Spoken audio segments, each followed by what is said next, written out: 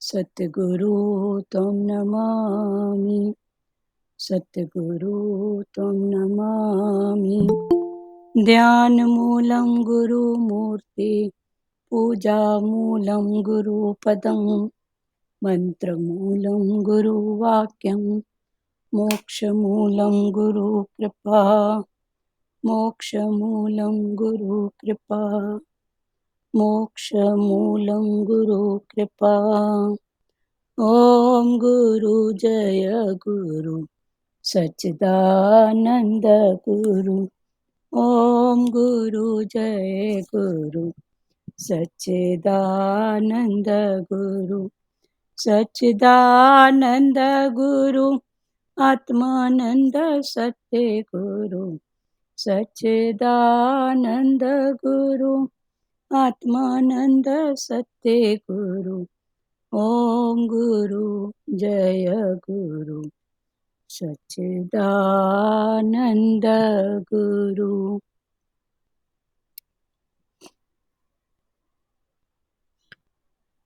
पढ़ रहे हैं आगे कल का। हमने तो आपके प्रत्यक्ष दर्शन किए हैं, तो फिर आपको छोड़कर अन्य में भावना क्यों करें? और पति कौन?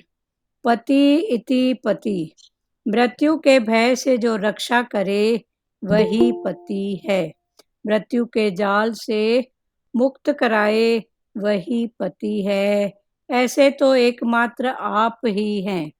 जीव मात्र के सच्चे पति तो ईश्वर ही हैं। आप सबके अनन्य स्वामी हैं। अतः हमने सोच विचार समझकर ही आपके चरणों का आश्रय लिया है। नाथ, एक प्रश्न पूछें? प्रभु ने अनुमति दी। गोपियां बोली, पतिव्रती नारी का जो धर्म आपने बताया उसका फल क्या है? कृष्ण बोले, मन शुद्ध होता है। गोपियां बोली, मन शुद्ध होने पर क्या मिलता है? कृष्ण बोले, उस शुद्ध बना जीव को परमात्मा मिलते हैं। धर्म का पालन चित्त शुद्धि के लिए है और चित्त शुद्धि का फल है प्रभु मिलन। गोपियां, आप तो हमको मिल ही गए हैं, तो फिर हम उस चक्कर में क्यों फंसें? आप ही हमारे सच्चे पति हैं, हमारा त्याग न कीजिए। कृष्ण बोला, मैंने पतिव्रता नारी का दृष्टांत सुनाया। तुम भी घर में रहकर कुटुंबजनों की सेवा करते करते वही सिद्धि प्राप्त कर सकती हो। पुरुष की अपेक्षा नारी के लिए सिद्धि प्राप्ति अधिक सुलभ है। घर में ही रहकर घर के प्रत्येक जीव को ईश्वर रूप मानकर अपना तन मन धन न्योछावर कर देना चाहिए। शास्त्र तो यहाँ तक कहते हैं कि पति के धनार्जन के लिए किए गए पाप में स्त्री का कोई भाग नहीं है, किंतु पति के पुण्य में से उसे आधा मिल जाता है। किंतु नारी को पति के पुण्य में से हिस्सा कब मिलता है? यदि स्त्री अपने पति और संतान को परमात्मा का स्वरूप मानकर उसकी सेवा करे, तो उसे पति के पुण्य का आधा हिस्सा प्राप्त होता है। स्त्री धर्म सर्वश्रेष्ठ है।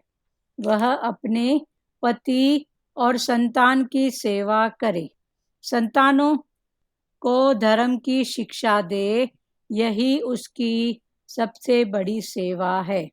कथा आख्यानों में बैठे रहना नहीं।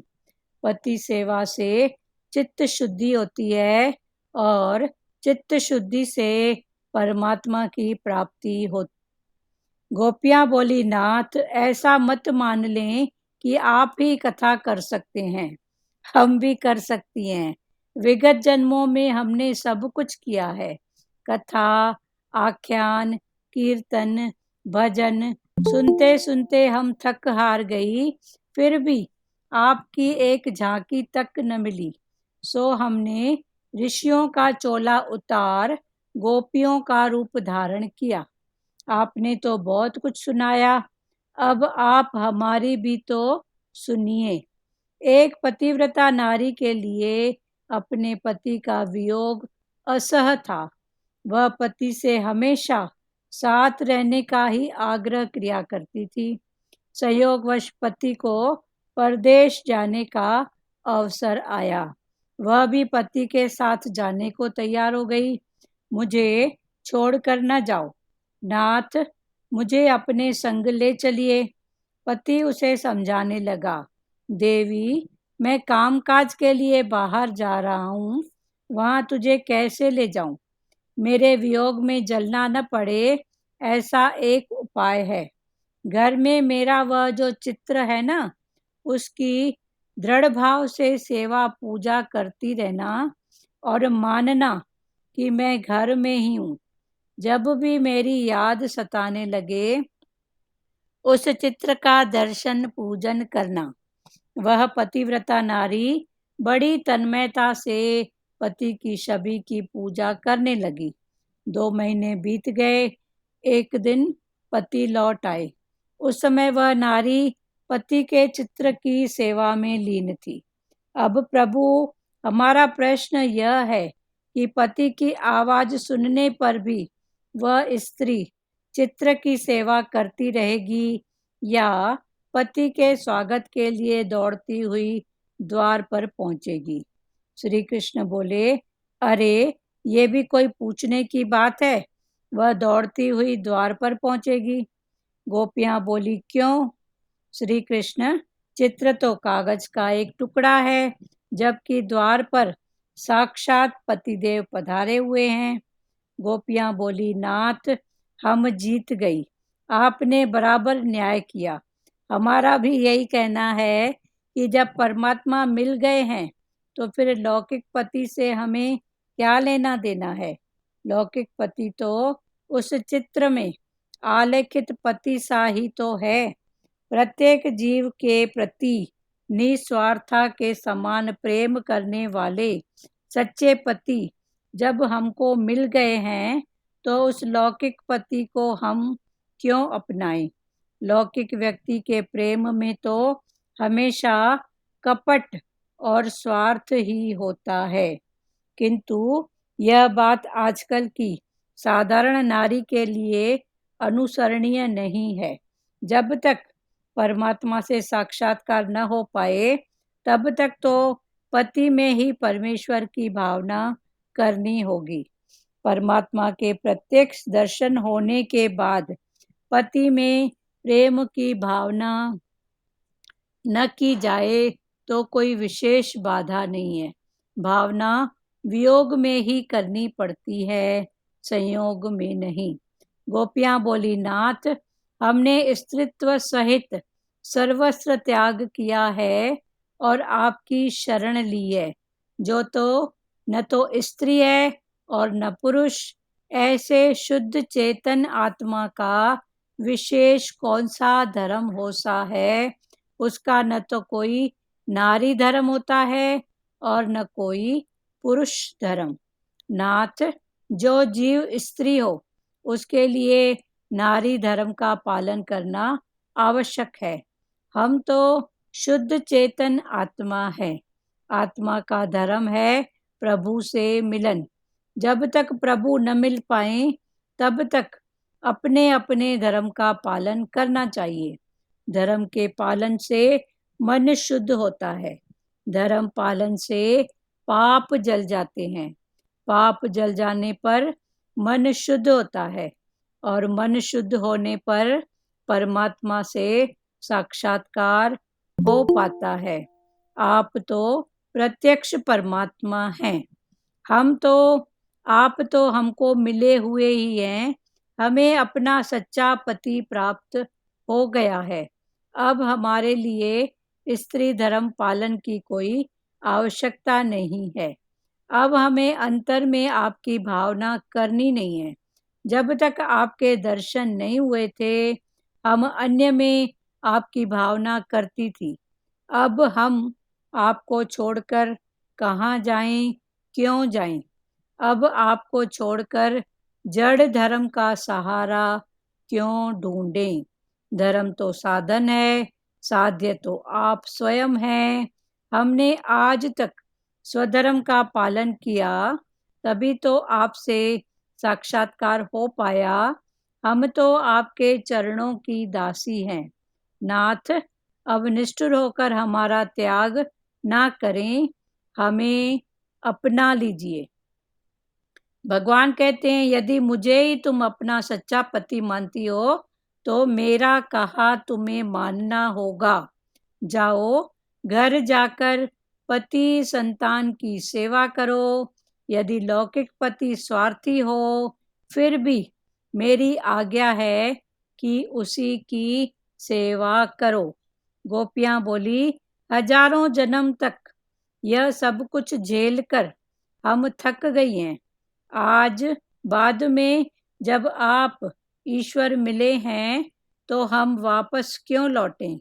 फिर भी आपकी आज्ञा है सो जाना पड़ेगा ही, किंतु अपने लौकिक पति की सेवा करने के लिए तो मन चाहिए ही। अब मन की तो आपने चोरी कर ली। आप हमारा मन लौटा दें तो घर जाकर लौकिक पति की सेवा करेंगे। हमारा चित्त लौटा दीजिए। जो अपना मन ईश्वर को दे देता है वह तो ईश्वर से तदाकार हो जाता है। ईश्वर स्वयं भी उस मन को वापस नहीं कर सकते। श्री कृष्ण बोले, जिसके चित्त की मैं चोरी करता हूँ उसका वह चित्त तो मुझ में एकाकार हो जाता है, उसे मैं वापस नहीं कर सकता। तुम्हारे मन की भी यही दशा है। अभी फिर से पढ़ रहे हैं, ध्यान से सुनो।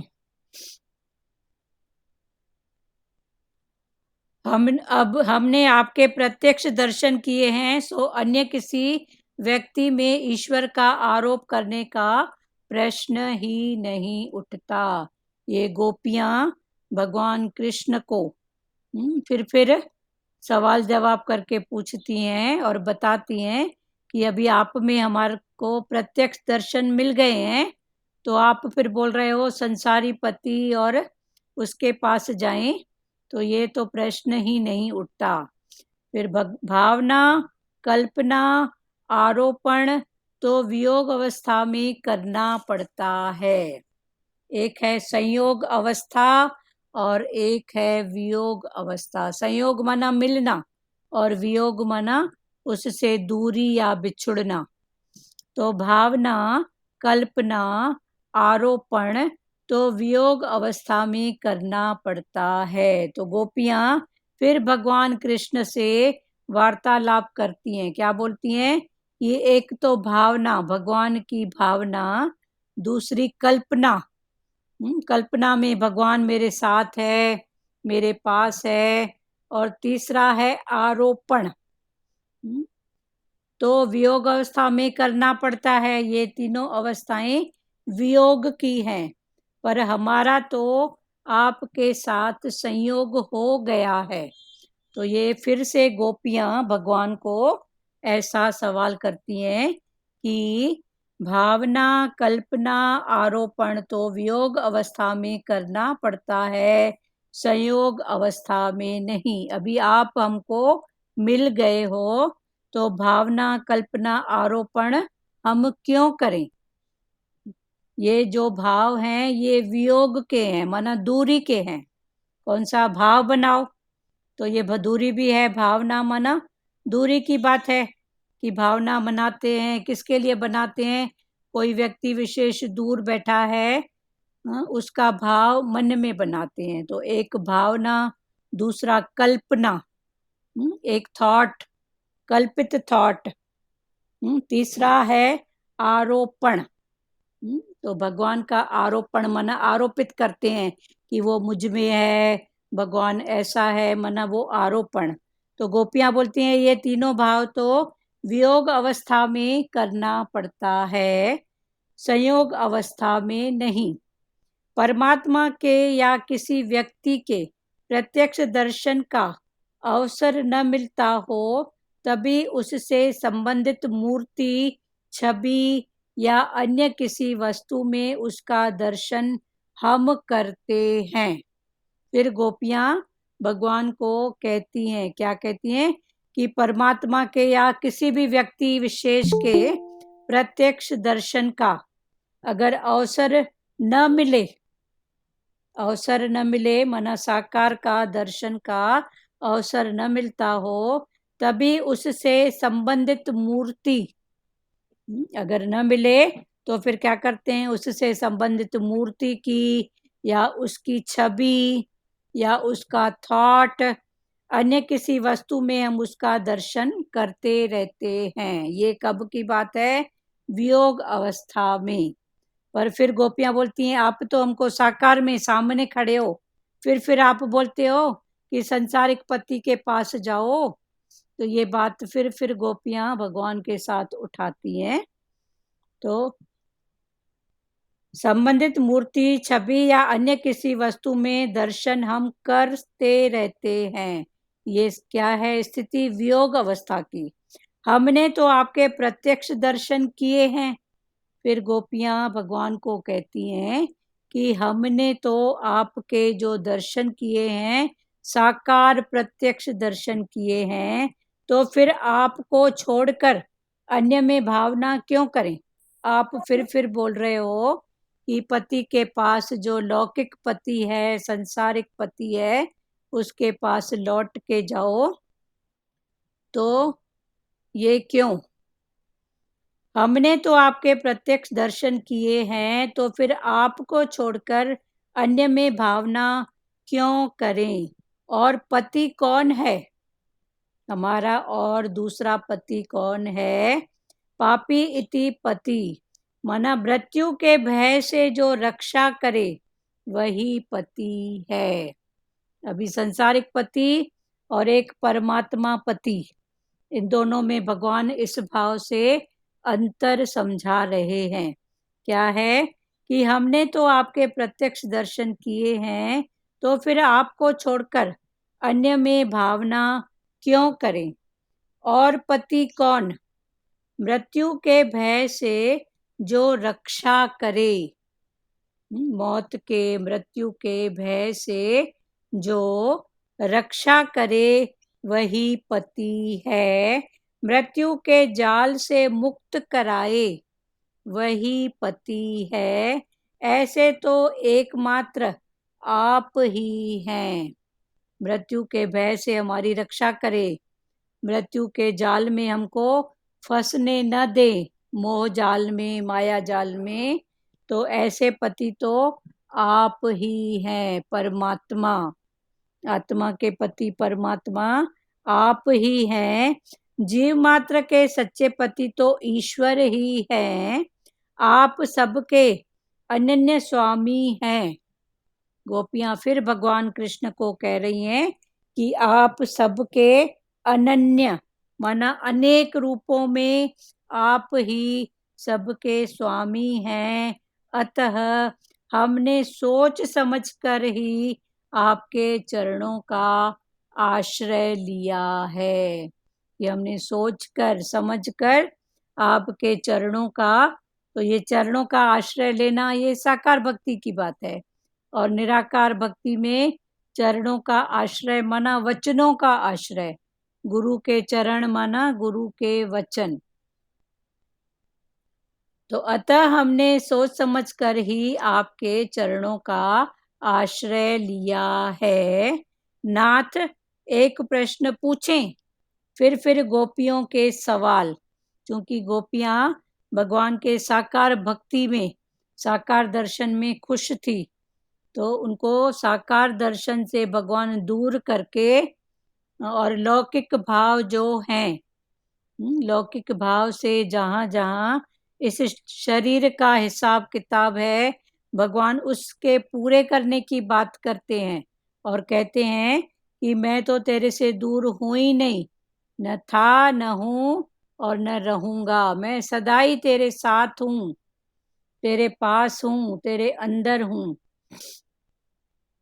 तो फिर गोपियां भगवान से सवाल कर रही हैं, नाथ एक प्रश्न पूछें? तो प्रभु ने अनुमति दी, भाई पूछो। तो गोपियां बोली, पतिव्रता नारी का जो धर्म आपने बतलाया उसका फल क्या है? फिर गोपियां भगवान से सवाल कर रही हैं, क्या? कि पतिव्रता नारी का जो भी धर्म है, उस धर्म पर पतिव्रता नारी चले तो उसका फल उसको क्या मिलेगा? क्योंकि हर कर्म कर्म के पीछे भोग, और ये फल लगा ही पड़ा है। तो गोपियां फिर भगवान से यही सवाल कर रही हैं कि पतिव्रता नारी का जो धर्म है वो हमको आपने बतलाया, उसका फल क्या है? भाई धर्म तो आपने बतलाया, पर फल का, उस धर्म का जो फल है आप उसकी बात करो। तो कृष्ण बोले, उसका फल है मन शुद्ध होता है। तो कृष्ण ने कहा कि क्या होता है? पतिव्रता नारी का जो धर्म है उस धर्म पर चलने से, अभी धर्म, फिर देह के धर्म, देह का धर्म, फिर कौन से धर्म? मैं पति हूँ, पत्नी हूँ, बेटी हूँ, माँ हूँ। तो भगवान ने जिस कुर्सी पर जहाँ बिठाया है वहां पर बैठ के भगवान ने बोला अपने धर्म का पालन करो। फिर इसके ऊपर है मैं गुरु का बच्चा, तो गुरु के धर्म का पालन, अनुसरण करो कि मेरा गुरु क्या बोलता है। तो ऐसे स्टेप बाय स्टेप ज्ञान ऊपर चढ़ते जाओ। तो गोपियां बोली, पतिव्रता नारी का जो धर्म आपने बतलाया उसका फल क्या है? तो कृष्ण बोले, मन शुद्ध होता है। पतिव्रता नारी के धर्म पे, माना जिसका जो धर्म है उस पर चलने से कृष्ण ने कहा कि क्या होता है? मन शुद्ध। तो ये मन शुद्ध ही उसका फल है। तो गोपियां बोली, मन शुद्ध होने पर क्या मिलता है? चलो भाई, मन शुद्ध किया तो फिर हमको क्या मिलेगा? तो मन शुद्ध होने पर क्या मिलता है? कृष्ण बोले, उस शुद्ध मना जीव को परमात्मा मिलते हैं। जिसका मन शुद्ध है उसको ही भगवान दिखते हैं, उसको ही भगवान मिलते हैं। तो शुद्ध हृदय, शुद्ध मन परमात्मा के रहने की जगह है। कृष्ण बोले, उस शुद्ध मना जीव को परमात्मा मिलते हैं। धर्म का पालन, फिर से आ गया धर्म, तो देह का धर्म और आत्मा का धर्म। तो धर्म का पालन चित्त शुद्धि के लिए है, तो धर्म का पालन करो, देह के धर्म का पालन, पर उसका फल है चित्त की शुद्धि होना। तो धर्म का पालन चित्त शुद्धि के लिए है, और चित्त शुद्धि का फल है प्रभु मिलन। धर्म का पालन करोगे तो उसका फल मिलेगा चित्त शुद्धि, चित्त की शुद्धि। और फिर चित्त शुद्धि हो गई तो फिर चित्त शुद्धि को बनाए रखने के लिए उसका फल है प्रभु मिलन। जिसका चित्त शुद्ध हो गया है वो भगवान से मिलके बैठा हुआ है। गोपियां बोली, आप तो हमको मिल ही गए।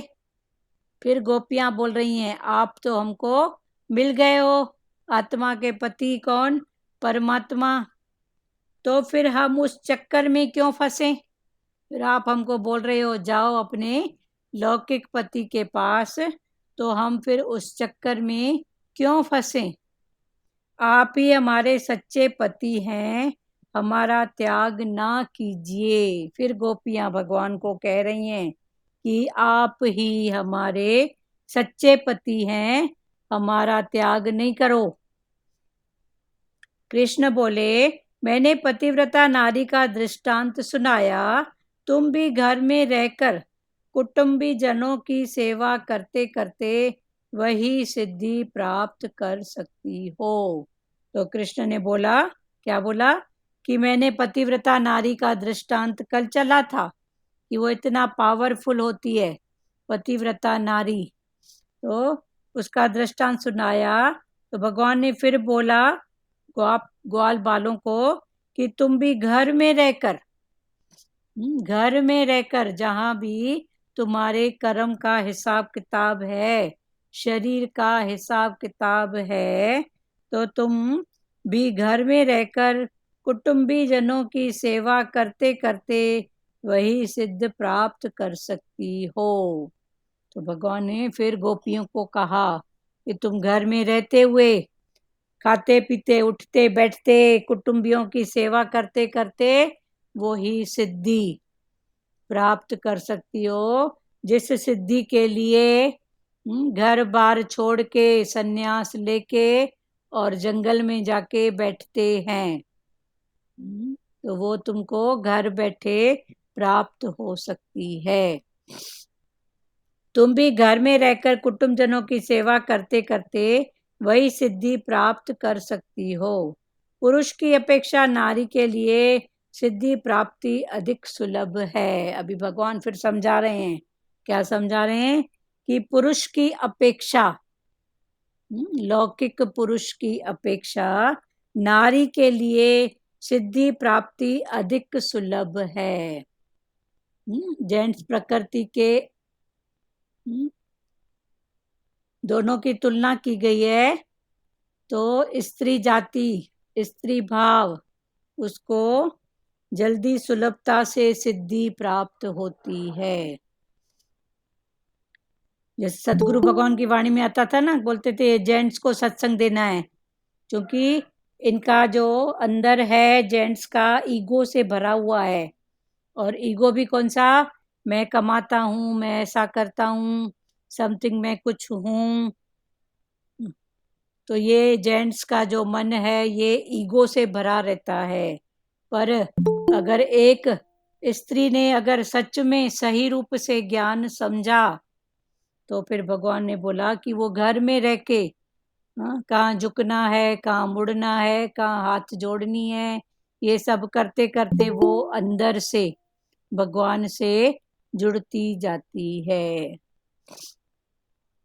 पुरुष की अपेक्षा नारी के लिए सिद्धि प्राप्ति अधिक सुलभ है। पुरुष की अपेक्षा नारी के लिए सिद्धि की प्राप्ति करना ये अधिक सुलभ है, घर में ही रहकर।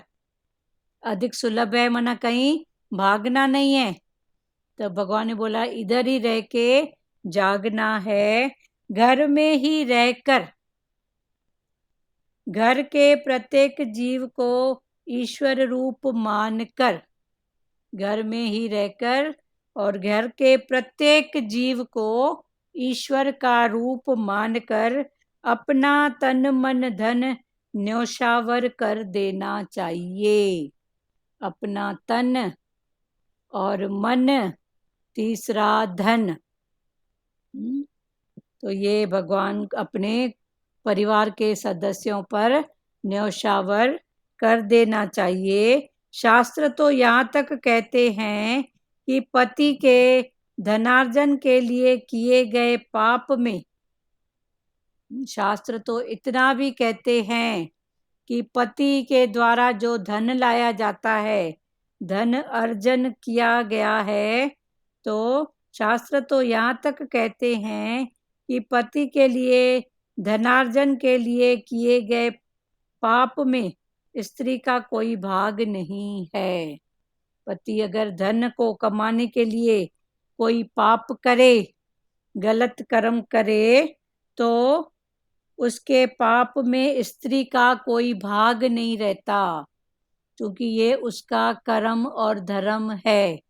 कहाँ से भी कमा के ला, तो सच्ची पत्नी नहीं पूछेगी कि कहाँ से लाया, क्योंकि वो समझेगी तेरा धर्म है, तू जान।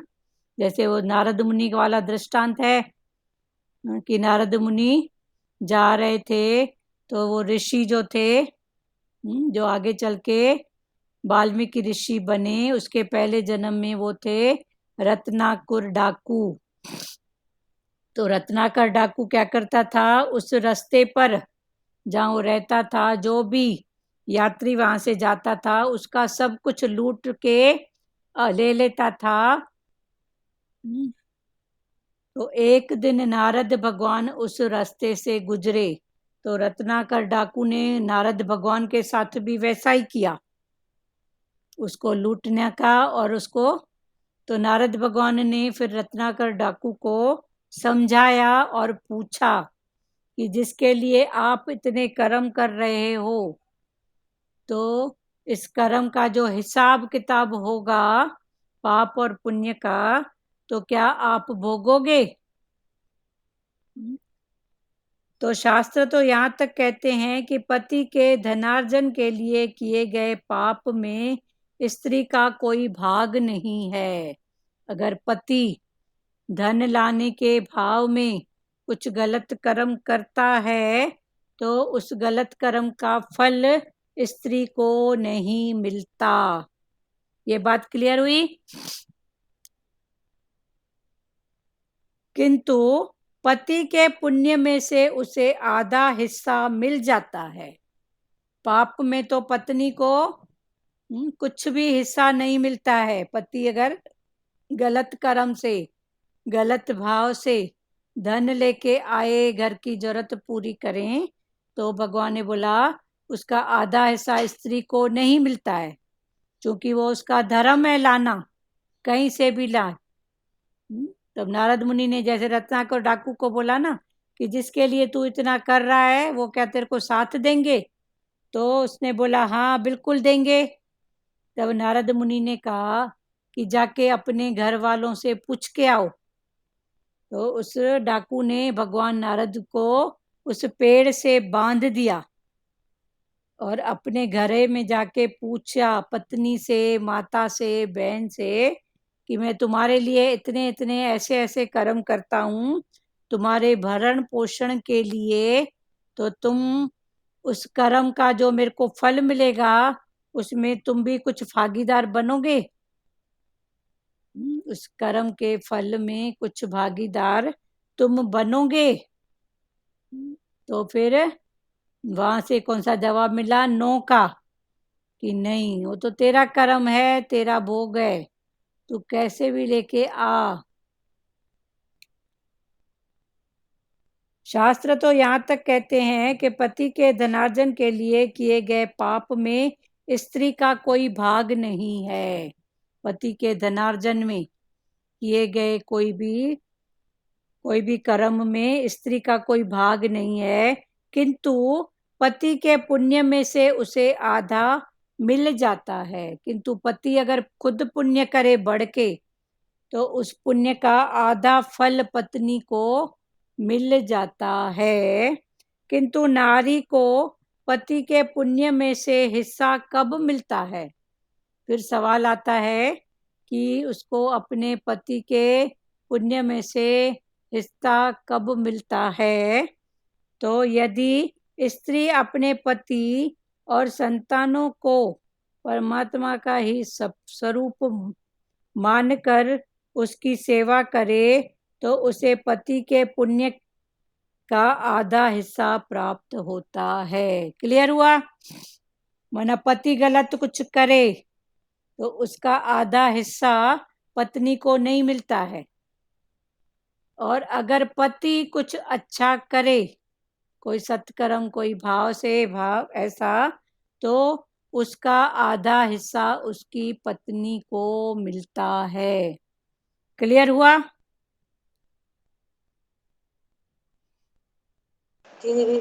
क्लियर हुआ ना? हाँ हाँ।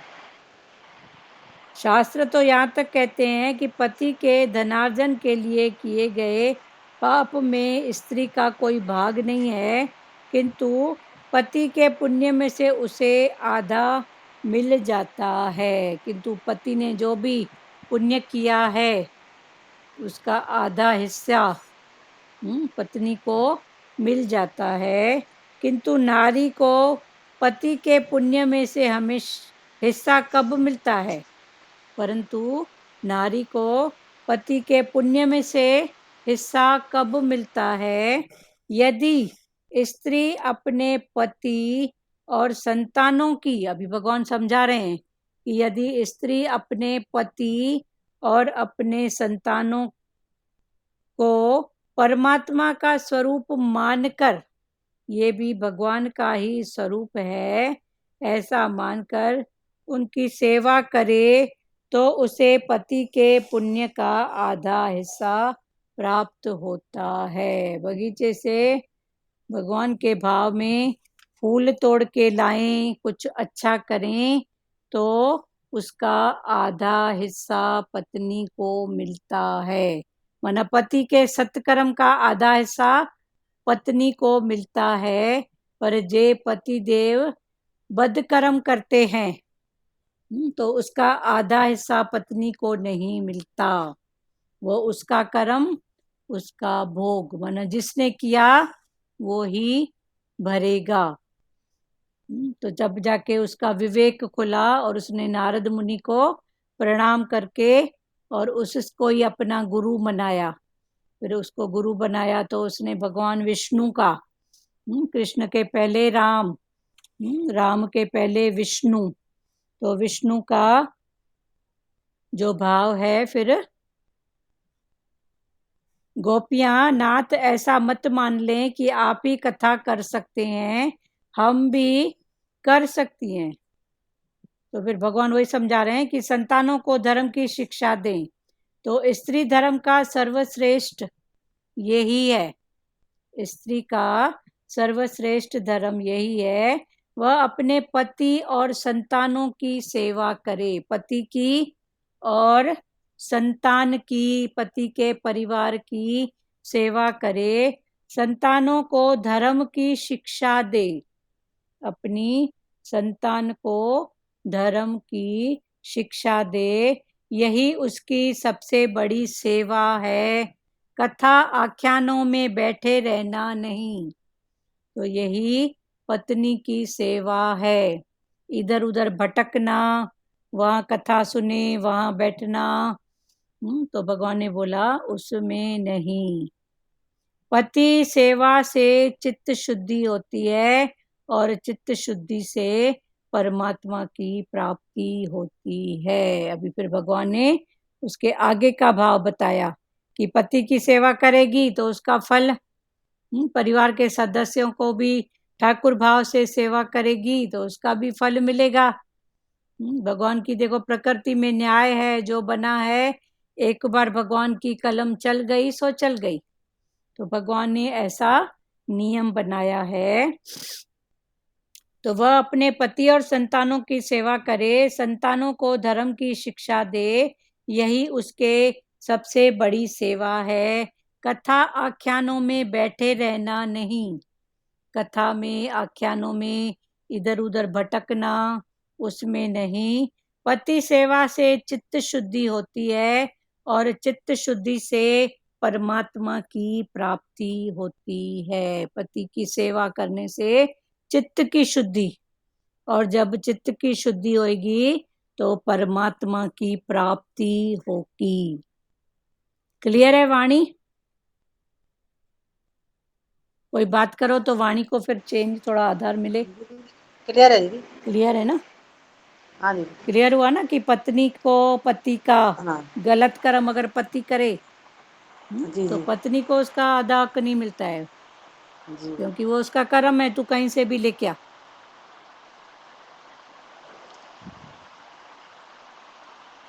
पर लेकिन फिर भी वो अगर पुण्य करे तो उसका आधा मिलेगा। हाँ, फिर भी सतगुरु भगवान बोलते हैं ना, हाँ, इतनी इच्छाएं मत बढ़ाओ कि जेंट्स को गलत कर्म करने गलत पड़े। कर्म करने पड़े। हाँ, तभी अपनी तो इच्छाओं को सीमित रखो। अपनी इच्छाओं को सिम, हाँ सही बात है। नहीं तो उस भाव में फिर वो गलत कर्म करें, सही बात है। हाँ, ताकि उनको गलत कर्म न करने पड़े। हाँ ये सही। इच्छाएं ही ना इंसान को गलत कर्म करवाती है। हाँ, तो वही भगवान बोलते तू तो अपना कर्म मत बना, बाकी हाँ उसकी गत मत वो जाने। जी। कई लेडीज होती है ना, हमें तो चाहिए मतलब चाहिए, चाहिए मना चाहिए। तो फिर जेंट्स को गलत कर्म करने पड़ते हैं। हाँ सही बात है।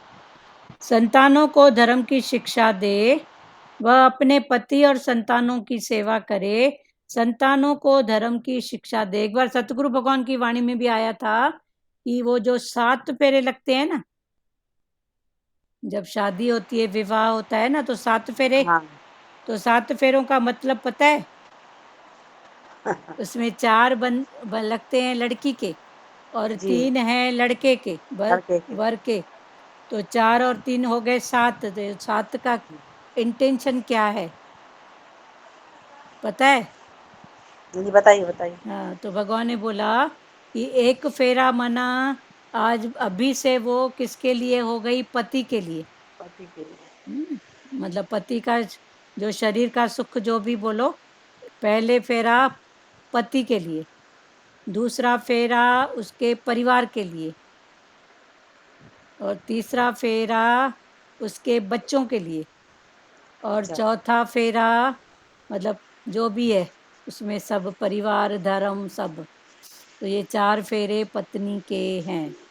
इसमें एक में भी अगर वो चूकती है तो देखो क्या घर हो में जाता कलेश है। होते हैं। क्लेश होते हैं ना घर में। जी घर में कलेश होते घर हैं। में क्लेश होते हैं। और उसके बाद फिर 3 फेरे भी जो लड़कों के हैं वर के उनके भी हैं कि जो भी घर में धर्म का कार्य करें उसमें पत्नी को साथ रखें, और जो भी कमा के आए तो पत्नी के हाथ में दें, मना। और पूरे कुटुंब को भगवान का भाव, ये 3 फेरे पति के हैं। तो जहाँ ये पति ऐसा भाव नहीं करता है वहाँ कलेश होता है, जहाँ लड़की ऐसा भाव नहीं करती है तो फिर कलेश होता है। पर दोनों अगर अपने अपने धर्म को समझें तो फिर ये सब बातें होती नहीं है ना। आजकल देखो कितना है अहंकार वश, मैं कमाता हूँ, मैं ऐसा हूँ। कितनी गलत बातें, गलत संस्कार। तभी तो देखो थोड़े थोड़े में तलाक, लड़की उधर बैठी है लड़का उधर बैठा है। जरूरत दोनों को है, पर फिर बात पूरी समझते नहीं है। और देखो बात समझनी भी क्या समझनी है, सुख तो दोनों को है ना। सुख तो दोनों को है, जरूरत दोनों को है, पर अहंकार। स्त्री धर्म सर्वश्रेष्ठ है। हाँ परसों बोलिए, मुझे मेरी बारी आ गई। कुछ बोल रहे हो क्या? लाज मत। स्त्री धर्म सर्वश्रेष्ठ है, वह अपने पति और संतानों की सेवा करे, संतानों को धर्म की शिक्षा दे, यही उसकी सबसे बड़ी सेवा है। कथा आख्यानों में बैठे रहना नहीं। पति सेवा से चित्त शुद्धि होती है, और चित्त शुद्धि से परमात्मा की प्राप्ति। गोपियां बोली, नाथ ऐसा मत मान लें कि आप ही कथा कर सकते हैं। फिर गोपियां भगवान से दूर नहीं होना चाहती हैं।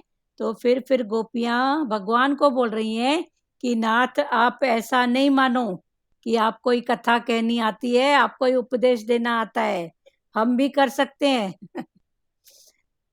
विगत जन्मों में हमने सब कुछ किया है, इसके पहले वाले जन्म में हमने सब कुछ किया है।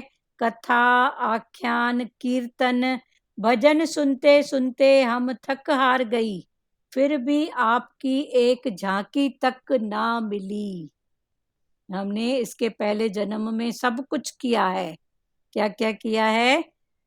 कथा आख्यान, कथा सुनना सुनाना, कीर्तन भजन, सुनते सुनते हम थक हार गई, पर फिर भी आपकी एक झांकी तक नहीं मिली। सो हमने ऋषियों का चोला उतार कर, उस समय हम ऋषि मुनि थे, तो इतना सब करने के बाद फिर कहीं ना कहीं एक अहंकार का भाव आ जाता था। तो हमको आपकी एक झांकी तक नहीं मिली, सो हमने ऋषियों का चोला उतार गोपियों का रूप धारण किया है। आपने तो बहुत कुछ सुनाया, अब आप हमारी भी तो सुनिए।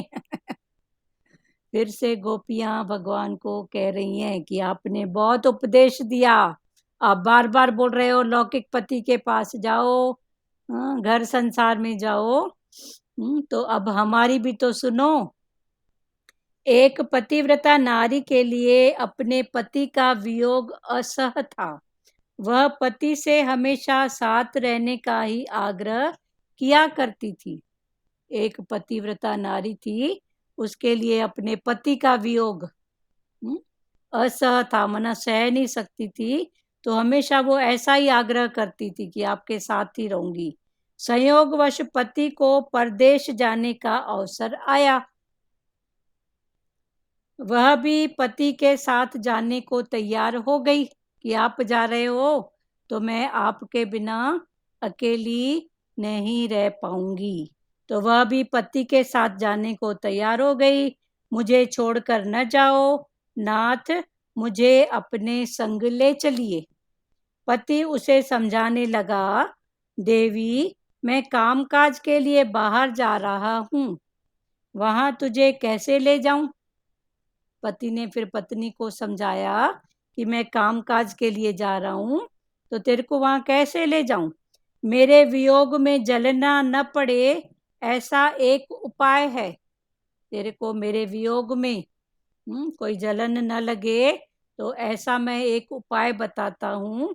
घर में मेरा वह जो चित्र है, एक फोटो है ना, उसकी दृढ़ भाव से सेवा पूजा करती रहना और मानना कि मैं घर में ही हूँ। तो उस चित्र की दृढ़ता से सेवा पूजा करना और ऐसा मानना कि मैं घर में ही हूँ। जब मेरी याद सताने लगे उस चित्र का दर्शन पूजन करना। वह पतिव्रता नारी बड़ी तन्मयता से पति की छवि की पूजा करने लगी। 2 महीने बीत गए। एक दिन पति लौट आए। उस समय वह नारी पति के चित्र की सेवा में लीन थी। अब प्रभु हमारा प्रश्न यह है, फिर गोपियां भगवान से सवाल कर रही हैं क्या, कि अब प्रभु हमारा यह प्रश्न है कि पति की आवाज सुनने पर भी वह स्त्री चित्र की सेवा करती रहेगी या पति के स्वागत के लिए दौड़ती हुई द्वार पर पहुंचेगी। अब ये गोपियां भगवान से पूछ रही हैं। तो श्री कृष्ण जी बोले, अरे यह भी कोई पूछने की बात है, वह दौड़ती हुई द्वार पर पहुंचेगी। तो गोपियां बोली, क्यों। तो श्री कृष्ण जी बोले, चित्र तो कागज का टुकड़ा ही है, जबकि द्वार पर तो साक्षात पति देव पधारे हुए हैं। फोटो चित्र तो कागज का टुकड़ा है, पर द्वार पर पति देव पधारे हुए हैं। तो गोपियां बोली, नाथ हम जीत गई, आपने बराबर न्याय किया कि दरवाजे पर पति आए तो दौड़ के जाए। तो भगवान से वही सवाल की तो भगवान ने बोला नहीं, दौड़ के जाना चाहिए। तो फिर गोपियां बोली, नाथ हम जीत गई, आपने बराबर न्याय किया। हमारा भी यही कहना है, हमारा भी आपसे यही कहना है कि जब परमात्मा मिल गए हैं, मुझे आप परमात्मा हमको मिल गए हैं, तो फिर लौकिक पति से हमें क्या लेना देना है। फिर गोपियां फिर लौकिक पति से क्या लेना देना है। लौकिक पति तो उस चित्र में आलेखित पति साई तो है, जैसे चित्र में आलेखित पति है वैसा ही तो है। प्रत्येक जीव के प्रति निस्वार्था के समान प्रेम करने वाले सच्चे पति जब हमको मिल गए हैं तो उस लौकिक पति को हम क्यों अपनाएं। जब हमको आप सच्चे पति मिल गए हो तो हम उस लौकिक पति को क्यों अपनाएं। लौकिक व्यक्ति के प्रेम में तो हमेशा कपट और स्वार्थ ही होता है। तो लौकिक व्यक्ति के प्रेम में हमेशा एक कपट और दूसरा स्वार्थ ही होता है। किंतु यह बात आजकल की साधारण नारी के लिए अनुसरणीय नहीं है। फिर भगवान उसका समझा रहे हैं कि ये गोपियों की बात है, पर आज की साधारण नारी अगर ऐसा करे तो ये गलत है। जब तक परमात्मा से साक्षात्कार न हो पाए, जब तक भगवान से, परमात्मा से साक्षात्कार न हो पाए, तब तक तो पति में ही परमेश्वर की भावना करनी होगी। तब तक पति में, घर के सदस्यों में ठाकुर की भावना करनी होगी। परमात्मा के प्रत्यक्ष दर्शन होने के बाद पति में प्रभु की भावना न की जाए तो कोई विशेष बाधा नहीं है। भावना वियोग में ही करनी पड़ती है, संयोग में नहीं। फिर भगवान, भावना वियोग में होती है, संयोग में नहीं। हुआ क्लियर? किसी को इसमें कोई बात है?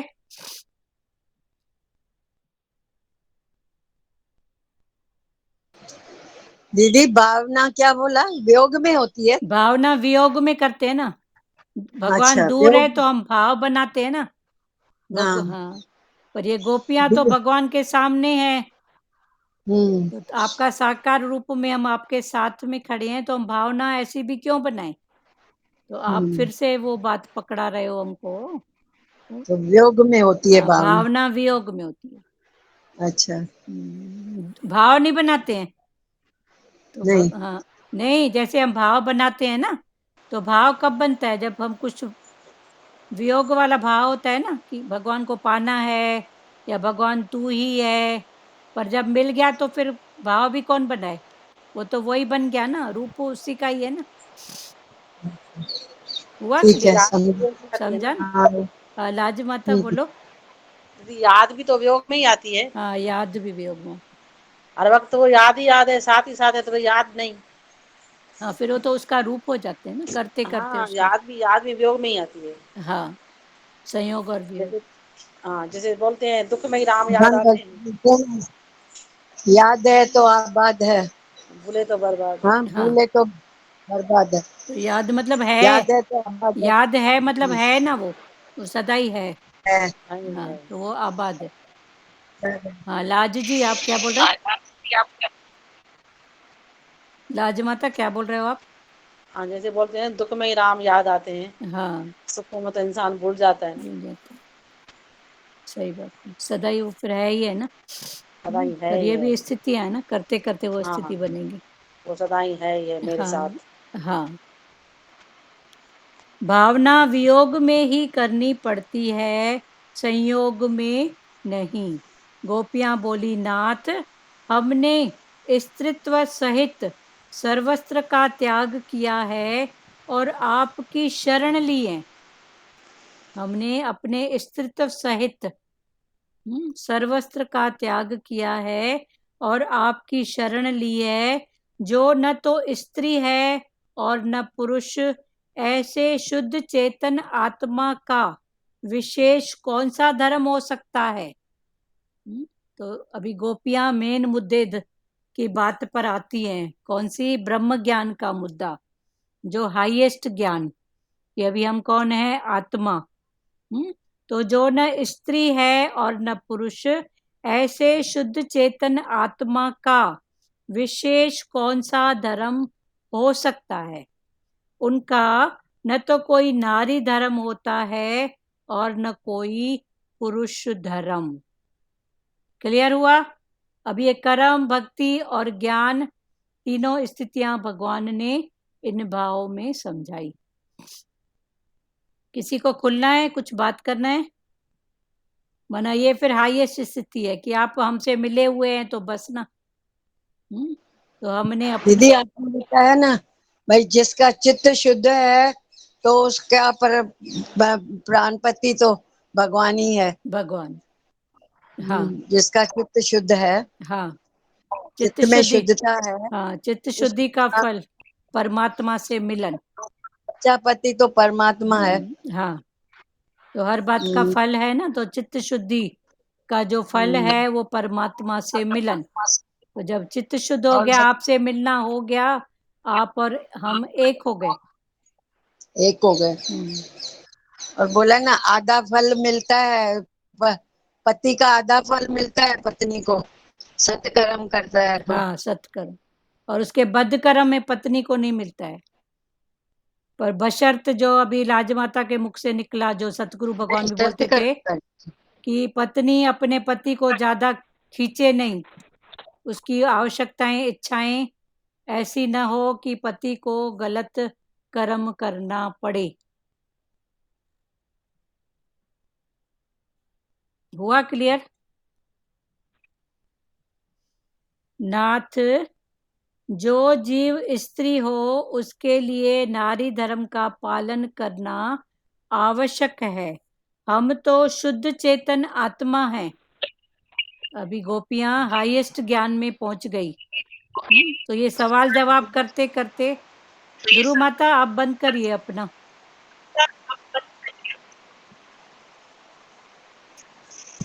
गोपियों ने अपने आप को पहचान लिया था हाँ, और करते। यही निकल लिया कि सामने साक्षात भगवान हमारे साथ हैं। हाँ हाँ, पर गुरु माता आप अपना म्यूट करिए। क्लियर हुआ ना? मतलब ये सवाल जवाब करते करते ही हम भी उस भाव में पहुंचेंगे, जो अंदर का जो भाव है आत्मा का। तो गोपियों ने भी अनेक रूप से, अनेक भावों से, अनेक उनकी जो जिज्ञासा थी, सवाल जवाब उन्होंने किया, तब जाके उनको उसका आंसर मिला। तभी भगवान बोलते हैं सवाल कर तो तेरे अंदर का पता पड़े ना, और उस भाव से उठें। तो गोपियों का भी इतना, फिर भगवान बोलते हैं, फिर गोपियां अपना भाव, अभी गोपियां उस हाईएस्ट बात को समझ गई। तो नाथ, जो जीव स्त्री हो उसके लिए नारी धर्म का पालन करना आवश्यक है। हम तो शुद्ध चेतन आत्मा हैं। आत्मा का धर्म है प्रभु से मिलन। जब तक प्रभु न मिल पाए तब तक अपने अपने धर्म का पालन करना चाहिए, क्योंकि धर्म का पालन करने से चित्त की शुद्धि, चित्त की शुद्धि का फल है भगवान से मिलन। फिर ये धर्म का पालन करते करते चित्त की शुद्धि, और जो भी हिसाब किताब की बात है वो क्लियर होएगी, लेना देना वो। तो उससे बनेगा चित्त शुद्ध, फिर चित्त शुद्ध से प्रभु का मिलन, उसका फल है प्रभु का मिलन। धर्म के पालन से मन शुद्ध होता है। धर्म पालन से पाप जल जाते हैं, क्योंकि हिसाब किताब में नीवा होके चलेगा तो जो भी पाप हैं वो जल जाते हैं। पाप जल जाने पर मन शुद्ध होता है, और मन शुद्ध होने पर परमात्मा से साक्षात्कार हो जाता है। अब ये स्थिति बाय स्थिति ज्ञान है कि धर्म के पालन से मन शुद्ध होता है, फिर धर्म पालन से पाप भी जल जाते हैं, मना कर्मों का हिसाब पूरा हो जाता है। फिर पाप के जल जाने पर मन शुद्ध होता है, और मन शुद्ध होने पर परमात्मा से साक्षात्कार हो पाता है। आप तो प्रत्यक्ष परमात्मा हैं, आप तो हमको मिले हुए ही हैं, आप तो हमको पहले से ही मिले हुए हैं। हमें अपना सच्चा पति प्राप्त हो गया है। अब हमारे लिए स्त्री धर्म पालन करने की कोई आवश्यकता ही नहीं है। अब हमें अंतर में आपकी भावना करनी नहीं है। जब तक आपके दर्शन नहीं हुए थे, हम अन्य में आपकी भावना करती रहती थी। अब हम आपको छोड़कर कहाँ जाएं, क्यों जाएं? अब आपको छोड़कर जड़ धर्म का सहारा क्यों ढूंढें? अभी आपको छोड़कर फिर वो जड़ धर्म का सहारा क्यों ढूंढें? चूंकि चेतन धर्म हमने समझ लिया कि जो भी चेतन है वो आपकी सत्ता से है। तो हमने उस धर्म को समझ लिया, तो फिर हम जड़ धर्म में क्यों जाएं। पर जब तक उस चेतन सत्ता, चेतन धर्म की समझ पड़े, तब तक के लिए ये सब जो भी है कर्म है। स्त्री भाव, स्त्री का धर्म, पुरुष का धर्म, करते करते चित्त की शुद्धि, फिर चित्त की शुद्धि होएगी तो प्रभु से मिलन। तो ये फिर स्थितियां हैं। क्लियर हुआ? धर्म तो साधन है। धर्म क्या है? एक साधन। साध्य तो आप स्वयं है, तो उस साधन पर चलते आप तक पहुंचना है तो आप स्वयं साध्य हैं। हमने आज तक स्वधर्म का पालन किया, तभी तो आपसे साक्षात्कार हो पाया है। हमने आज तक स्वधर्म का पालन किया, फिर स्वधर्म वही देह का धर्म और आत्मा का धर्म। तो ये करते करते मन की, चित्त की शुद्धि हो गई, तो तभी तो आपसे साक्षात्कार हो पाया है। हम तो आपके चरणों की दासी हैं। तो ये चरणों की दासी कर्म भक्ति में आता है, ज्ञान में दास भाव है ही नहीं। जब तू और मैं एक हो गए तो कौन दास कौन गुरु, मन तत्व से एक। हम तो आपके चरणों की दासी हैं नाथ, अब निष्ठुर होकर हमारा त्याग न करें। फिर गोपियां बोल रही हैं, नाथ फिर निष्ठुर मत होके हमारा त्याग न करें, हमें अपना लीजिए। तो भगवान कहते हैं, यदि मुझे ही तुम अपना सच्चा पति मानती हो, अगर मुझको ही तुम अपना सच्चा पति मानती हो, तो मेरा कहा तुम्हें मानना होगा। मैं जो बोलूं वो तुमको मानना होगा। जाओ, घर जाकर पति संतान की सेवा करो। घर जाओ और पति और संतान की सेवा करो। यदि लौकिक पति स्वार्थी हो, अगर लौकिक पति स्वार्थी हो, फिर भी मेरी आज्ञा है उसी की सेवा करो। अगर लौकिक पति, परिवार, बच्चे अगर स्वार्थी हैं, तो भी भगवान ने बोला कि जाके उसकी सेवा करो। गोपियां बोली, हजारों जन्मों तक यह सब कुछ झेल कर हम थक गई हैं। हजारों जन्मों से यही करते आई हैं, तो हम थक गई हैं। बाद में जब आप ईश्वर मिले हैं, तो हम वापस क्यों लौटें? अभी आप मिल गए हो तो फिर हम वापस क्यों लौटें? फिर भी आपकी आज्ञा है सो जाना पड़ेगा ही। फिर भी आपकी आज्ञा है तो हमको तो जाना पड़ेगा ही। किंतु अपने लौकिक पति की सेवा करने के लिए मन तो चाहिए ही। कि पति की सेवा करने के लिए मन तो हमको चाहिए ही। अब मन की तो आपने चोरी कर ली। आप हमारा मन लौटा दें तो घर जाकर लौकिक पति की सेवा करेंगी। भगवान सियाना है तो गोपियां मां सियानी है। तो आप हमारा मन लौटा दें। गोपियां भी कम नहीं है, हाँ, गोपियां भी कम। गोपियां भी कम नहीं है भगवान से। हाँ, आप हमारा मन लौटा दें तो घर जाकर लौकिक पति की सेवा करेंगी। हमारा चित्त लौटा दीजिए। मन, चित्त ये सब लौटा दीजिए। जो अपना मन ईश्वर को दे देता है, जो अपना मन चित्त ईश्वर को दे देता है, वह तो ईश्वर से तदाकार हो जाता है। वो तो ईश्वर से मिलकर उसका रूप, एक रूप हो जाता है। ईश्वर स्वयं भी उस मन को वापस नहीं कर सकते। तो ऐसे मन को ईश्वर भी वापस नहीं कर सकते। श्री कृष्ण बोले, जिसके चित्त की मैं चोरी करता हूँ उसका वह चित्त तो मुझ में एकाकार हो जाता है, मुझ में ही रम जाता है, एकाकार हो जाता है, उसे मैं वापस नहीं कर सकता। तभी तो सतगुरु भगवान एक बार भजन कर ले, उसको एक बार पकड़ ले बस, उसे मैं वापस नहीं कर सकता। तुम्हारे मन की भी यही दशा है।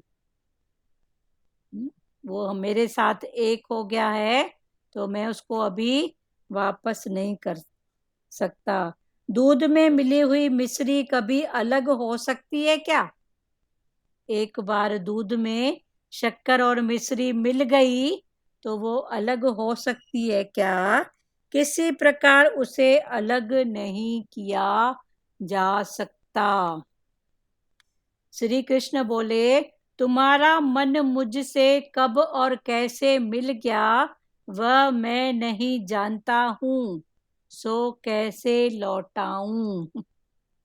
तो भगवान ने बोला कि तुम्हारा मन मुझसे कब और कैसे मिल गया वो मैं नहीं जानता हूँ।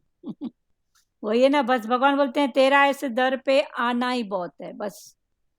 बाकी वो कब भगवान बैठ गए, सब काम भगवान ने ही किया। विकारों की चोरी की, चित्त की शुद्धि की, समता सिखाया, प्यार सिखाया। क्लियर है? मन की भी चोरी किया ना भगवान ने, हाँ। मन की भी भगवान ने ही चोरी किया। आसक्ति पे डाका डाला, मन पर चोरी की। आसक्ति पर डाका डाल दिया, जैसे डाकू डाका डालते हैं ना। हाँ। और मन की चोरी किया, पर पता ही नहीं पड़ा। भगवान बोलते हैं मेरे को भी नहीं मालूम पड़ा कि कैसे हो गया। गोपियों को तो मालूम पड़ा ही नहीं, पर भगवान बोलते हैं मेरे को भी नहीं मालूम पड़ा। श्री कृष्ण बोले, तुम्हारा मन मुझसे कब और कैसे मिल गया वह मैं नहीं जानता हूँ, सो कैसे लौटाऊं। तो गोपियां बोली, तो फिर मन के बिना अपने घर कैसे लौट सकती हैं? आप मन दे नहीं सकते सो हम भी घर जा नहीं सकती। तो जब आप हमको मन दे नहीं सकते तो हम बिना मन के उधर कैसे जाएं? तो हम भी घर जा नहीं सकती। हमारे पांव आपके चरण कमलों को छोड़कर एक कदम भी पीछे हटने को तैयार नहीं हैं। फिर गोपियां कि हमारे पांव आपके चरण कमलों को छोड़कर एक कदम भी पीछे हटने को तैयार नहीं हैं, तो हम वज्र को लौटे ही कैसे? फिर वज्र में कैसे लौटें? और यदि हम लौटे भी तो मन के बिना हम वहां क्या करें?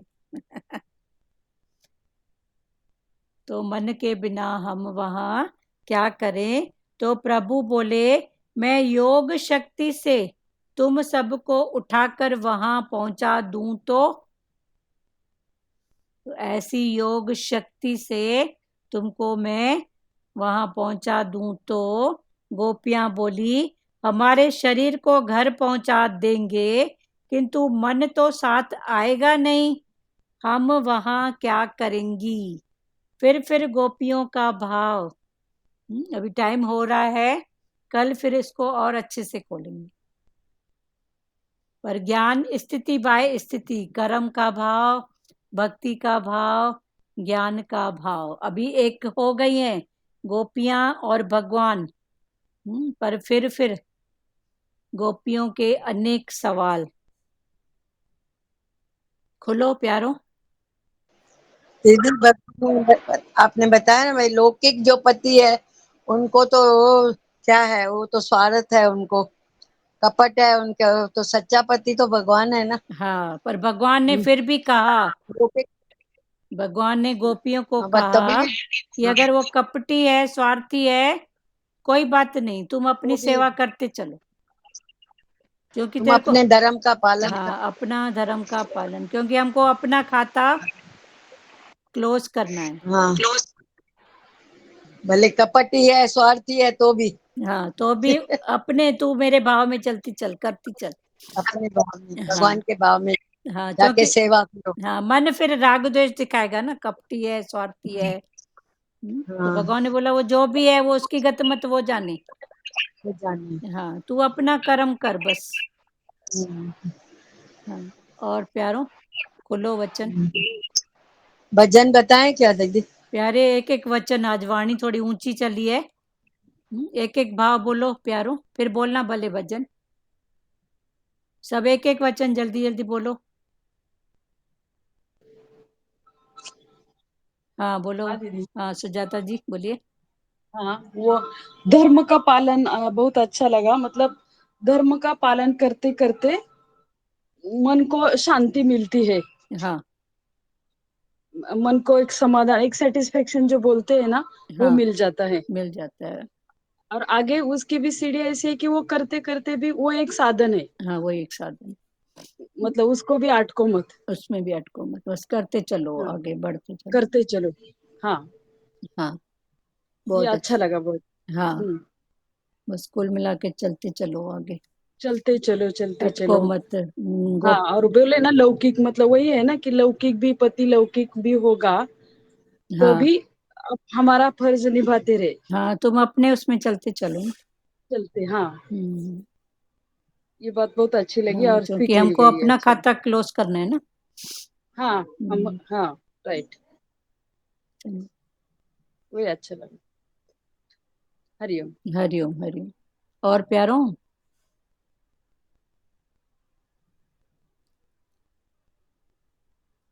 बोलना है किसी को आज? भारती जी आप नहीं कुछ बोले? भारती रोरा,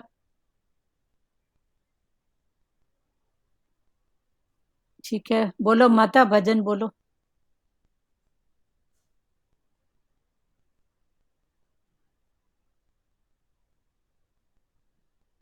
आपका म्यूट है माता, आवाज नहीं आ रही है।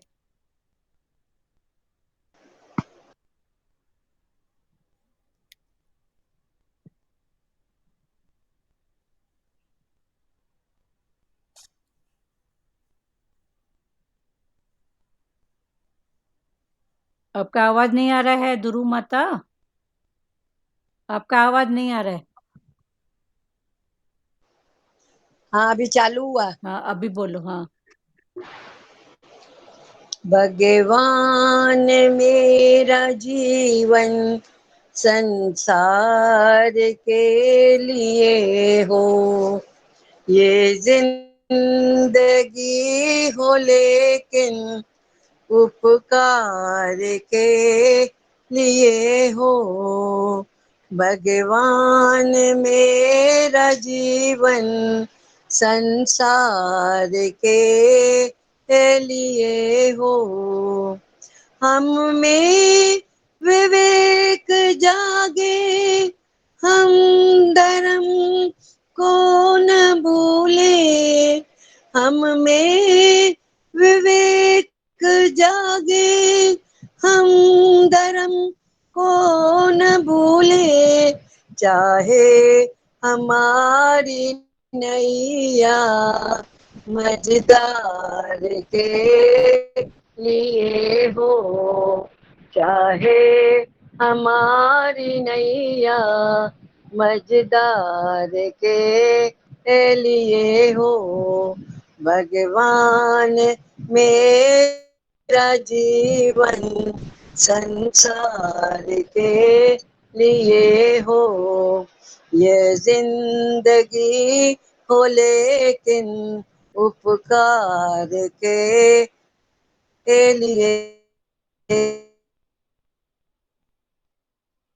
अंदर स्वभाव में दुश्मन का मन पलट दे, सुंदर स्वभाव मेरा दुश्मन का मन पलट दे, वह देखते ही कह दे तुम प्यार के लिए हो, वह देखते ही कह दे, तुम प्यार के लिए हो।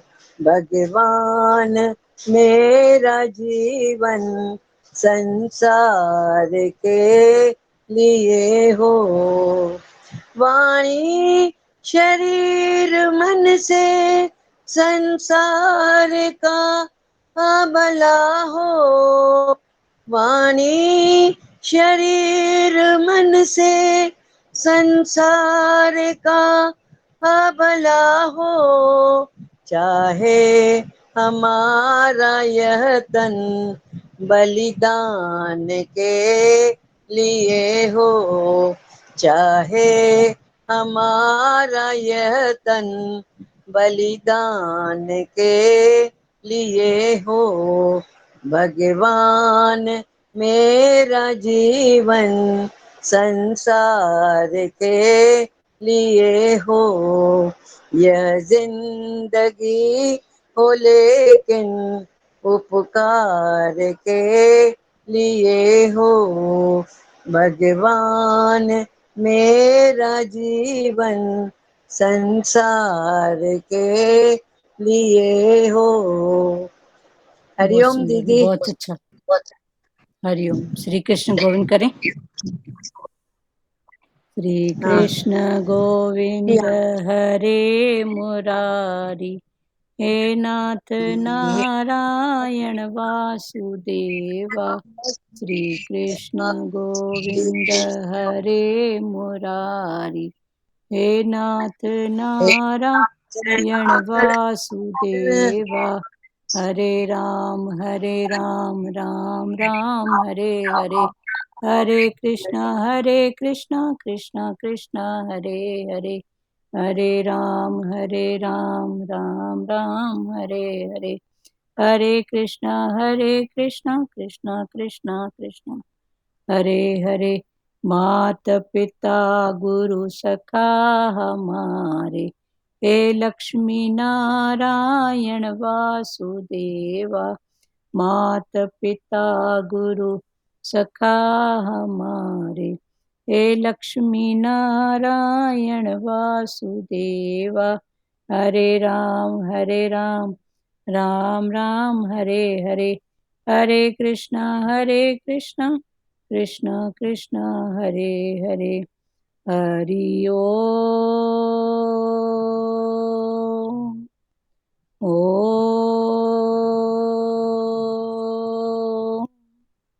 ओम शिवोम।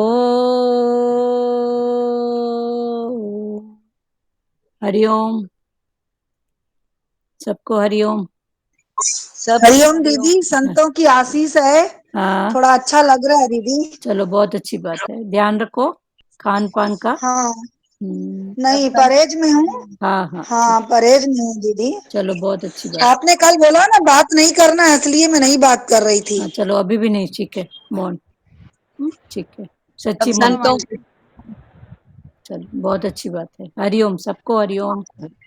संतों की आशीष काम करती है। हाँ हाँ, बोलने की बात नहीं है, वो महसूस करने की बात है। हरिओम आंटी। हरिओम बेटा, आपकी तबीयत ठीक है? हाँ हाँ तबीयत ठीक है ना? चलो, आपको भी कल अभी सब लोग ब्लेसिंग किए थे, आपके लिए भी सबको बताई थी। एकता की भी तबीयत अभी, तो देखो आज आप भी ठीक हो गए। देखो अभी ध्यान रखो और ध्यान में रहो। आंटी अभी नहीं हुआ, उसमें शुगर निकली है ना मेरे को। अभी शुगर निकली है तो शुगर। ध्यान, खाना पीना अच्छे से रखो। हाँ अपना ध्यान रखो और सब ठीक हो जाएगा। ठीक है, हाँ। चलो हरिओम। हरिओम आंटी। हरिओम, सबको हरिओम जी। मार्केट बाजार क्या लेने जाना?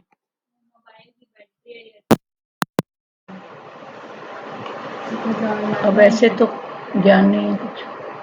अब जा रहे हो? ऐसे तो याद नहीं है। ठीक है, तो अभी क्यों जा रहे हैं? तो बाद में जाए। थोड़ी उससे न था वहां थोड़ी देर को पोइ नहीं डब्बा दे ईअं त कुझु नथो नज़र अचे या थोरो शाम जो वञूं चईं खां न वञूं